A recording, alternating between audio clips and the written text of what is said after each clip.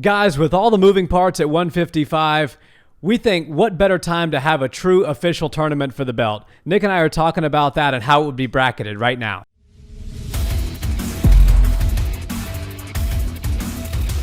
What's up, Barnhill family? Welcome back to the channel. Yo. So, Nick, last weekend we had moving day at 155. Michael Chandler, Dustin Poirier, big winners there. There's a lot of talk for title fight between Chandler and Poirier. Chandler wants it. Poirier is not interested, says Chandler hasn't done enough yet. Said he'd rather see a trilogy with McGregor. Olivera's out there, and he always wanted to kick Nate Diaz's ass. So there's a lot of moving parts at 155. I personally believe that Dustin is kind of the uncrowned champion as he's coining himself right now. And it sort of got me thinking, has there ever been, if Khabib truly is done, if he's moved on to other things in life, it just creates this void, this vacuum. Has there ever been a better time to do an official 155 tournament for the belt? I don't think so. I think 155 is the best division you could possibly, you make a case for doing a Grand Prix type of tournament in the UFC for. I mean, we need some answers. And the best way to do it, because politics and stardom and stuff like that comes into play in the UFC and storytelling and promoting and all things that have to do with the combat world. But sometimes we just need results and statistics. Yep. And when you have 10 guys or 8 guys, and you really could just throw a number on each of them, 1 through 8, and you're going to be right. You know, if you told me Dustin Poirier was number 1 in the world, I'd say I believe you. Yep. If you told me he was number 6 in the world, I'd believe you, because the 6 other guys you'd put in front of him, the 5 other guys, would be the Justin Gaethjes, the Michael Chandlers, the Conor McGregor. So everybody deserves a spot at that table. I don't really know which seats they're going to get, but I do think that a tournament would be cool. It's a selling point. It's a cool thing for the UFC to promote. It's a little different than what they usually do. And they're the premier organization in the world. And I think that even though we see it done in Bellator, we see it done in some other organizations, the UFC would do it a little bit better. They would come up with some creative stuff that would make it really enticing for us to watch it as fans. And obviously we get some answers. But I don't think that one more fight should take place where Dustin Poirier is 50% of it that doesn't involve a title. So with the Grand Prix, if it did start, I would like for the first fight that Dustin Poirier gets to be a title fight, and hopefully he can carry it, or the winner of that carries it through. Yeah, that's one thing I think Bellator did really well, is when they do these sorts of tournaments, the champion carries the belt throughout. And until they're beaten, and if they lose the fight, obviously the opponent gets the belt and they carry it throughout. So the belt is guaranteed to make it to the final. Right. Also, all of the fights within the structure of the tournament are 5-round fights, because they all have to be, they want everything to be essentially equal, because if the belt's traveling from one side of the bracket and you're on the other side of the bracket, you shouldn't advance with a 3-round fight against somebody who's got to prepare for a 5. So all of them are 5. The people that we would slate for this tournament are main event fighters anyway. So most all of them have fought 5-round fights. Exactly. I don't think it would really make a difference. Here's what I would propose. I kind of put together a little bracket of my own. And I'm kind of basing this as if the official tournament has already started. Okay. And so there's 2 fights in my eyes that have already happened in this tournament. Tony Ferguson versus Charles Olivera, and Dustin versus Conor. And so the way we can look at it is Dustin and Charles get a bye in the first round, essentially. And then on the other side of the bracket, I would put Michael Chandler versus Justin Gaethje. And then I know he already lost his fight, but there is only one, Conor McGregor. Right. And if anybody gets to a mulligan and gets to come back in the tournament, it's him. I would have Diaz McGregor. So you have on one side of the bracket, Chandler Gaethje, Diaz McGregor. The winner of those 2 fights would fight each other. And then Charles and Dustin are the only 2 on this side of the bracket. They fight each other for the undisputed title. The belt moves in. So if you're looking at, if Olivera were to get past Dustin and Michael Chandler were to win against Gaethje and then defeat the winner of McGregor-Diaz, he would be in there with Olivera for the undisputed title. So Chandler, Gaethje, Diaz, and McGregor would be 2 wins away from the finals. Dustin and Charles would be 1 win away from the finals. Those are 6 guys that I think are the most deserving. Yeah. Do you agree with that bracket? Would you shift anybody around? I like how you did that, and I think it's cool that we didn't have an exact 8-man type of tournament, and we did kind of see the bye week get earned as far as the first side of the bracket goes. What I think is, mulligans are a real thing. If you're Conor McGregor, you're the biggest star in the sport, you can afford to request some things like that. But it's not as much a mulligan as it is a rubber match. They're 1-1. The first person that said, we're 1-1, we got to run this thing back, is Dustin Poirier. Right. And I think that if we're gonna say it's not fair for Conor to get a title fight, then what we're doing is we're saying it's not fair for Dustin Poirier to get a favorable matchup for him for the title fight. Dustin's done nothing wrong. Dustin deserves a title fight. He also deserves some name recognition. He deserves to be a household name. And if in being the uncrowned champ, basically Khabib gave him his blessing. Anybody gets past him will get the title shot. To me, if he pulled a fast one on us and backed out of fighting completely, but Dustin is basically the uncrowned king, and everybody will admit that. What I think should happen is Conor should fight Dustin. I know that sounds a little crazy, but they're 1-1. We need to see the trilogy happen before we lose any of that. This should be for the undisputed belt. That should be their first round for the undisputed title in the bracket, and they'll just start the fights there. I think Michael Chandler does need to do a little bit more heavy lifting. Yep. There's no better fight of the night that I could predict than Justin Gaethje versus Michael Chandler. For sure. You put those two in there, winner of it gets a title shot. Somebody's doing a backflip at the end of that fight. That would be ridiculous. Dana said he's so tired of the backflip. If it was a draw, maybe they'd both do a backflip at the same time. And land on each other. But I think that's the fight to make as far as just stylistically, you're going to get a performance or fight of the night for sure. I agree with that. And then the winner, I'm fine with the winner of that getting a title shot. Justin Gaethje still deserves it. He's still one fight away from a title shot. And Michael Chandler, I believe, is now one win, especially a really good win away against a top opponent from a title shot. So there's 4 of our fighters lined up. I think then what you have to look at is Charles Olivera. Yep. And I understand that he deserves a title shot right now. But some people have done even crazier things in this division and never got title shots before it, like Tony Ferguson. Yeah. An 8-fight win streak for Charles Oliveira is very impressive. There was a time where Tony Ferguson was on a 12 or 13 fight win streak. So sometimes you just got to keep doing the heavy lifting, heavy sets. And if you're undeniable, you will get your shot. I think Charles Oliveira is the dark horse, like you've been saying for a long time, of this division and will be fighting for a title this year.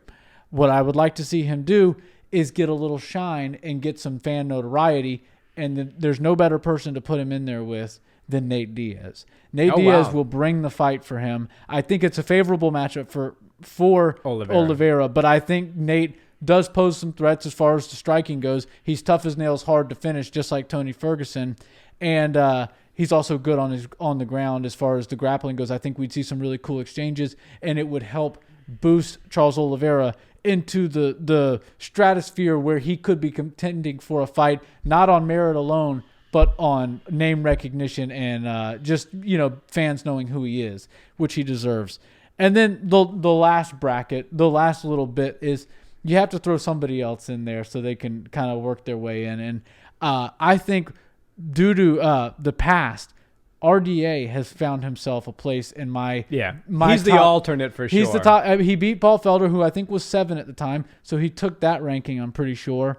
And if Dan Hooker retired, then we obviously can't throw him in there. But maybe I don't know. Maybe we put RDA in there versus Dan Hooker and see what happens. Or I'd have Islam Makhachev. There's a lot of hype around his name. There's something to be said for a potential star. I think Khabib, that's the perfect one. RDA, Islam Makhachev. What we see is Khabib in the cornering to the title. And that's the brackets we see. And Khabib's a part of it by association, and he's helping his guy get to the title. And so we got Dustin Conor, we got Chandler Gaethje, we got Olivera and Nate Diaz, and we got RDA and Makhachev. That's what I would. Okay, I would so like to see. a full A. Essentially, the only difference is I've already kind of accounted for two of the fights happening, Dustin and Conor and Olivera and Ferguson. And I think the only place where we kind of disagree a bit is I believe that Olivera right now is more deserving of a title shot. I'm not even sure you disagree with that. Is more deserving of a title shot than Conor is against Dustin. But for reasons obvious, Dustin wants the trilogy. That's a mega fight. Dustin deserves another mega fight. He's done a hell of a lot of heavy lifting for the UFC. So if they put Olivera on the other side of the bracket and let Conor fight Dustin again for the undisputed title, I wouldn't be mad at it. I genuinely would feel for Charles Oliveira, even though everybody knows I'm a Conor fan. I still think Do Bronx is more deserving of a 155 undisputed crack right now than McGregor. And it was funny that you mentioned Makhachev, because my next question was going to be, if you had to throw a wild card in there, let's say Chandler gets hurt or Gaethje pulls out or something happens, if you had to throw somebody in there last minute, give me a 155 name that you think would be entertaining, that's outside the top 10, that would be entertaining and could make potentially some waves. Well, that's Makhachev's the guy. There's storytelling all throughout fight promotion, and that's basically what it is. You have to tell a story that people are interested in. If Khabib's in the corner of the one of the guys in the 155 tournament, there's just a great element to the story. It's like, this is the second coming of Khabib. So we have to see what he's going to do. He's going to be coaching his way. If they say Islam's as good as Khabib, or he's the next version of Khabib, let's see if he can kind of be the video game and Khabib's the controller, and he can. That's what they talked about Lomachenko and his father. If you guys are boxing fans, his famous thing that he always says is that I'm just the player in the game. My dad's controlling the joystick. So right. It's pretty cool. That would be a great storyline. And for a Grand Prix at 155 in this time and in this day and age, we need a Dagestani extreme grappler in it to represent for them. It's one of those things like the Dagestani aggressive grappler, Sambo world champion, is somebody that's played a very serious role in the 155 division for so long. We can't not have that represented when we do a tournament. Absolutely not. And I think Makhachev would be the right wild card. I'll come at you with a little different angle. Rafael Fiziev. Yeah. I know he's outside of the top 15 right now. He's in the 20s in his ranking. I believe he's 22. Rafael Fiziev, if you put him in this tournament, and you guys out there, if you don't know who this is, go look up some of his highlights. He's actually one of the instructors at Tiger Muay Thai, where Peter Yan comes from. Valentina the Bullet has spent some time out there. His striking is among the most crisp in all of MMA right now. And he just had an amazing win over Renato Moicano. So I think that if you threw Fiziev in there, because I look at this bracket and I see a lot of good explosive strikers, Nate Diaz, Dustin Poirier, Conor McGregor. You've got Do Bronx, Olivera, and Chandler to challenge Fiziev and see how good his grappling truly is, because you know him as a striker. I think if you were to throw a wild card in either one for any pullout, that Makhachev or Fiziev would be the guy, and that would be the most amazing tournament at 155 that any organization could make. Yeah, and the reason I threw Makhachev in there with RDA is RDA has done, his body of work speaks for itself. He deserves to be in an 8-man tournament at 155, and he was slated to fight Makhachev late last year, and it never happened. But I think those two need to get in there and figure it out. And if Makhachev gets over on RDA, we know we have a real monster on our hands. No question about it. That can handle the pressure. And I think you see, I agree with you with the Charles Oliveira thing. I think that he is the most deserving 155er on the planet, aside from Dustin Poirier, who basically is everybody's champ.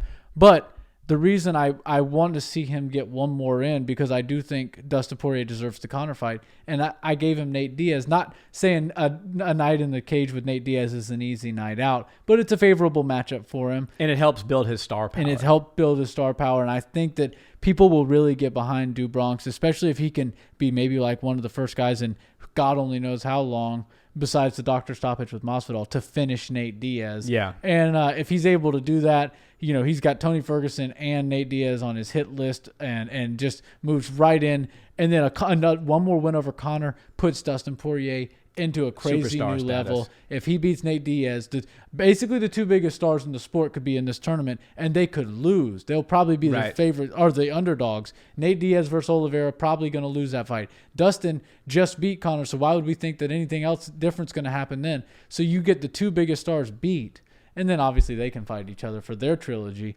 And Dustin Poirier and Olivera really benefit from those two guys getting wins over those two guys. Yeah, and I think this would be so fun. Just as a little side note, there's some betting sites that have opened up the trilogy betting for Dustin Conor, and Conor's the minus 140 favorite. Go figure. Yeah. He just got knocked out, but go figure. Stipe is the way big underdog for Francis, and we saw what happened for 5 rounds. So. Yeah, who knows? It's crazy.